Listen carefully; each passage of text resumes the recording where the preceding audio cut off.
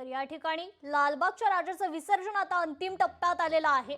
लालबागच्या राजाच्या मंडळातील सर्व लोकांना आता लालबागचा राजा तराफ्यावर चढवण्यात देखील यश आलेलं आहे। खरं तर समुद्राला भरती आली होती, परंतु आता ओहोटी सुरू आहे आणि त्यामुळे पाणी देखील काही प्रमाणात कमी झालेलं आहे आणि त्यामुळेच आता लालबागच्या राजाची मूर्ती ही तराफ्यावर चढवण्यात आलेली आहे।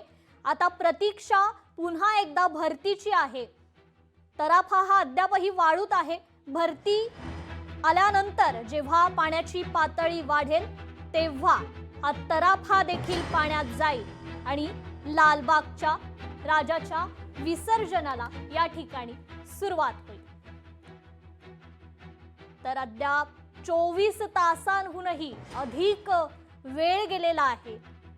लालबागच्या राजाची विसर्जन मिरवणूकच ही 22 तास चालली। त्यानंतर लालबागचा राजा गिरगाव चौपाटीवर दाखल झाला। आपल्या लाडक्या बाप्पाला निरोप देण्यासाठी त्या ठिकाणी भाविकांची तुफान गर्दी देखील पाहायला मिळते। विलंब होऊनही भाविकांमध्ये मात्र उत्साह तोच आहे। आपल्या लाडक्या बाप्पाला निरोप देण्यासाठी भाविक देखील आतुरलेले पाहायला मिळतात। तर साधारण 10 वाजेपर्यंत हे विसर्जन होईल असं मंडळाकडून सांगण्यात आलंय।